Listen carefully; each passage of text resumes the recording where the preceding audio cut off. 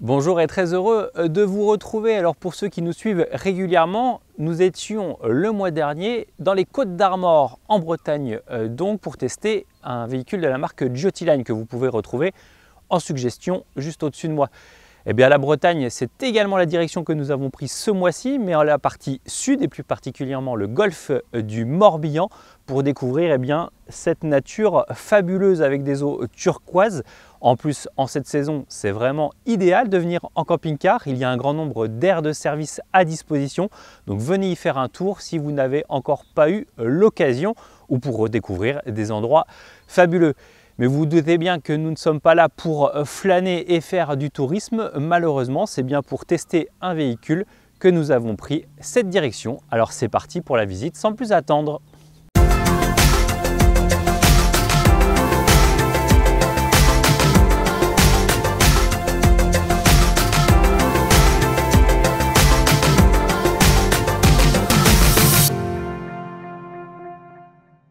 Ce mois-ci, nous avons pu prendre le volant d'un véhicule de la marque Itineo, comme vous pouvez le voir sur la calandre. Alors Itineo, c'est quoi? C'est une marque qui appartient au groupe Rapido et qui est donc fabriquée dans les usines de ce groupe à Mayenne, en Mayenne. La marque s'est spécialisée depuis de longues années sur le caractère économique et intégral. C'est le cas du véhicule de l'essai qui intègre une série dite familier composé de 3 modèles. Alors il y a 2 modèles de 7,42 m et puis ce petit véhicule que vous voyez à côté de moi, baptisé 700 SBD.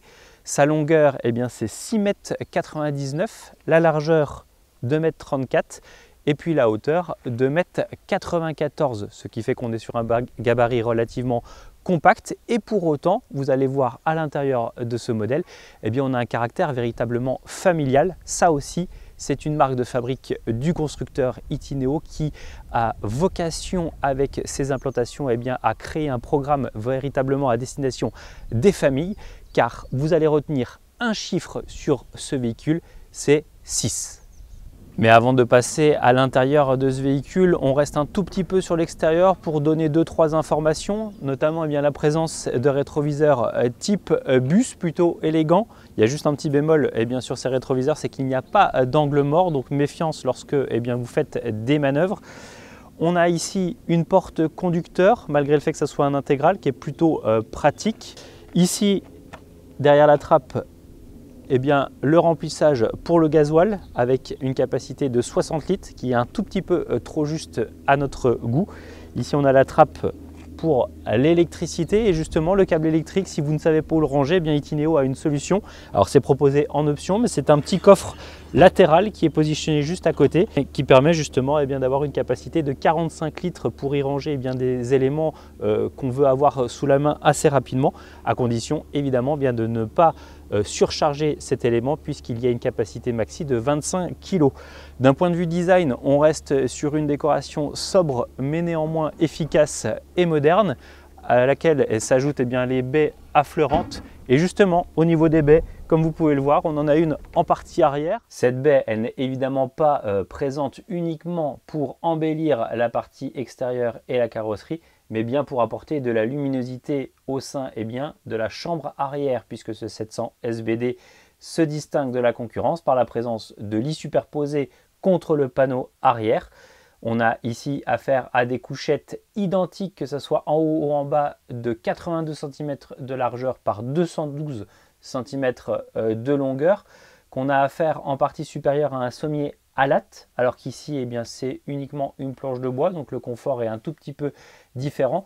Mais cette planche de bois, c'est uniquement sur le fait que Itineo laisse l'opportunité de disposer d'une grande soute garage. En remontant l'ensemble, on passe de 42 cm de hauteur sur cet espace à 132 cm. Une fois n'est pas coutume, on va se permettre certaines largesses en matière d'appellation, car ce qu'on va vous dire, ça n'est absolument pas la réalité dans les appellations de Itineo. Mais nous, on a décidé de résumer ce 700 SBD à SB pour salle de bain et D pour dressing, car vraiment, sur cette partie, Itineo marque un grand coup, puisqu'on a, comme vous pouvez le voir, un compartiment sanitaire avec WC à tête pivotante, un lavabo de botte d'émotion ainsi qu'un miroir qui permet de donner de la profondeur sur ce poste et qui plus est de camoufler des petits espaces de rangement qui servent d'armoire à pharmacie. Ce compartiment toilette est complété par une douche complètement isolée et séparée par des portes à battants. Qui plus est, bien sûr, ce poste, il faudra noter qu'elle est fonctionnelle et que le passage de roue a été plutôt bien maîtrisé puisqu'il y a une petite marche à mes pieds. Alors, elle est un peu handicapante pour rentrer dans le compartiment cabinet de toilette, mais en revanche, elle permet d'annihiler quasiment une marche au niveau du receveur qui est presque plat. Et franchement, c'est plutôt agréable de se doucher dans cette Itineo. Face à ce cabinet de toilette, un vaste dressing composé en deux parties. D'un côté, une tringle qui permet de suspendre des vêtements. Et puis de l'autre côté, de nombreuses étagères qui permettent effectivement d'y entreposer un grand nombre de vêtements ou autres sur cet espace. Et franchement, ça c'est plutôt bien joué de la part d'Itineo. Malgré le gabarit de ce véhicule, Itineo a souhaité octroyer un espace suffisamment conséquent au niveau de la cuisine. Alors ça se matérialise ici par un meuble en L dans lequel on retrouve un évier inox de forme rectangulaire avec 12 cm de profondeur, ce qui est suffisant pour faire la vaisselle.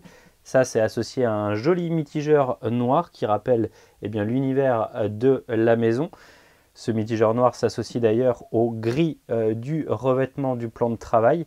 Et puis on retrouve un réchaud de feu. Ça, c'était un choix initié par la marque il y a quelques saisons maintenant, de ne disposer non plus de 3 mais de 2 feux réchauds pour avoir suffisamment d'espace. Et c'est plutôt cohérent sur cet espace. Au niveau des rangements, on retrouve 3 tiroirs en partie inférieure sur la partie gauche. 3 tiroirs qui peuvent être d'ailleurs verrouillés de manière centralisée grâce à ce petit bouton Made in Itineo. Et puis ici, ce n'est pas des tiroirs mais un trompe-l'œil qui donne accès à un placard en partie basse, plutôt profond et facilement accessible. En partie haute, on a là aussi des placards en pavillon ainsi que des niches ouvertes. Et puis comme vous pouvez le voir, c'est associé d'une manière générale à l'ameublement du véhicule avec une espèce de continuité et une linéarité qui donne un effet flatteur à ce véhicule et moderne. C'était un choix entrepris il y a plusieurs saisons là aussi et le résultat reste flatteur. Et pour en finir avec cette cuisine, on se dirige face à l'ameublement pour trouver un grand frigo en deux parties avec une partie congélation et une partie réfrigération. Capacité 149 litres, dont 27 litres de freezer. Et comme vous pouvez le voir, avec deux portes complètement séparées. Si la partie arrière avec les lits superposés permet clairement de se distinguer de la concurrence par un côté atypique, le poste majeur sur cette intégrale reste malgré tout le coin repas. Regardez un petit peu cette dimension sur ce poste avec des banquettes qui sont très longues, très larges, très profondes. On vous avait dit en préambule de retenir le chiffre 6. Pourquoi ?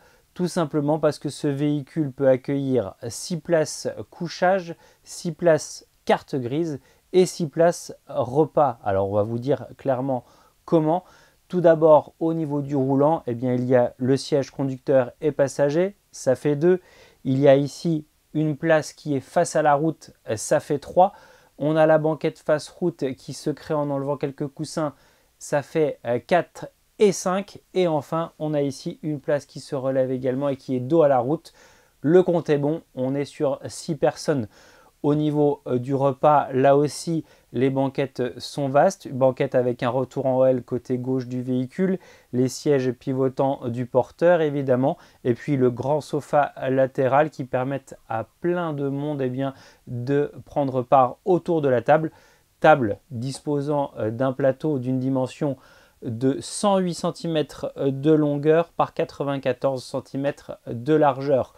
On reste un tout petit peu sur ce plateau qui se rabat par moitié si besoin et qui permet là aussi de circuler aisément dans ce véhicule. On en finit enfin avec cette partie salon car au mobilier dit urbain s'associe la sellerie de base dite Pepper. Mais sur le modèle de l'essai, on a affaire à une option de sellerie baptisée Macadamia et qui, comme vous pouvez le voir, a des aspects très clairs et un revêtement simili-cuir. On le disait donc, 6 places repas, 6 places carte grise et évidemment 6 places couchage comme vous avez pu l'entendre tout à l'heure. au niveau de la dinette, elle se convertit de série grâce notamment à cette grande table montée sur pied télescopique qui s'abaisse au niveau des banquettes et qui, avec un jeu de coussins, permet de constituer un couchage double de 137 cm aux épaules par 217 cm de longueur.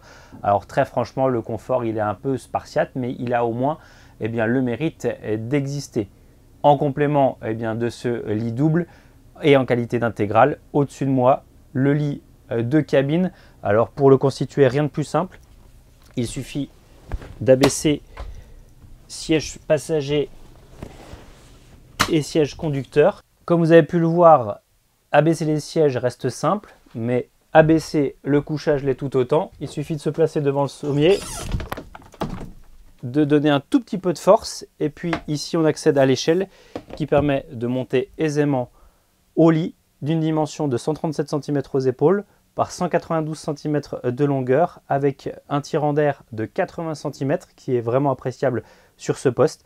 Et comme vous pouvez le voir, le sommier, même abaissé, n'entrave quasiment pas le salon.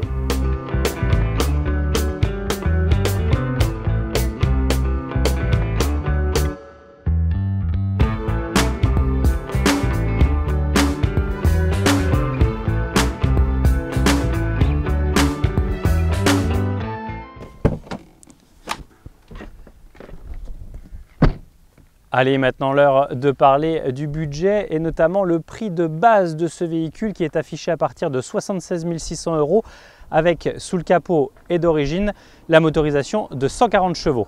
L'ensemble est plutôt cohérent sur ce véhicule, même si globalement on a manqué un tout petit peu de reprise, mais sur un périple de presque 700 km, on relève une consommation moyenne de 10 litres 1, ce qui est plutôt appréciable. En revanche, il y a un petit bémol, c'est que sur route, ce véhicule est extrêmement bruyant, que ce soit d'un point de vue moteur, mais surtout les bruits parasites à l'intérieur de la cellule, entre les plastiques des stores ou le sommier qui bouge, c'est franchement désagréable à la longue. Allez, on s'est légèrement éparpillé, mais on revient à ce qui nous concerne le plus, c'est-à-dire le tarif. Donc vous aurez compris, 76 600 € de base. Évidemment, le modèle de l'essai dispose de quelques options supplémentaires qui alourdissent quelque peu la facture, il faut bien l'admettre. Il y a notamment le pack Smart pour embellir un petit peu l'extérieur avec ses jantes 16 pouces ou à l'intérieur le volant gainé cuir qui apporte une petite touche flatteuse à l'ensemble. Il y a également le pack Life quasi obligatoire sur ce véhicule, tant il est important d'un point de vue sécurité et confort également. Il y a le marchepied électrique qui est compris dedans, la porte cellule avec un verrouillage de poing ainsi que cette baie intégrée qui est intégrée dans ce pack Life, ou encore le combiné multimédia Pioneer avec un écran tactile 6 pouces 2 couplé à la caméra de recul. Celui-là, il est facturé 1390 et il est quasiment indispensable, on vous le disait. Pour terminer, on associera la sellerie Macadamia, facturée 500 €, sellerie dont nous avons parlé tout à l'heure lorsque nous avons évoqué le salon. Et globalement, ce véhicule est proposé à 79 990 € en l'état, ce qui fait que c'est plutôt cohérent et une fois encore, sur le marché de l'intégrale, ça reste le moins cher. Allez, pour celles et ceux qui veulent la dotation d'origine complètement détaillée ainsi que les options, pas d'autre choix que d'aller sur notre site internet www.camping-car.com. Nous vous rappelons également que nous sommes très actifs sur les réseaux sociaux comme Facebook et Instagram. Il est maintenant l'heure pour nous de rentrer à Paris, de rendre les clés du véhicule et de vous dire qu'on se retrouve le mois prochain dans un autre coin de la France ou peut-être en Bretagne, car c'est vrai qu'on apprécie fortement cette région. En attendant, prenez soin de vous, prenez du bon temps évidemment, et puis n'oubliez pas de vous abonner à notre chaîne YouTube, c'est totalement gratuit, d'activer la petite clochette pour ne rien rater des notifications lorsque des vidéos sont mises en ligne très régulièrement. On met un petit pouce en l'air si on a apprécié ce test et puis un petit commentaire. Ça ne fait pas de mal non plus de savoir ce que vous avez pensé de cette marque, de ce véhicule et de cette implantation.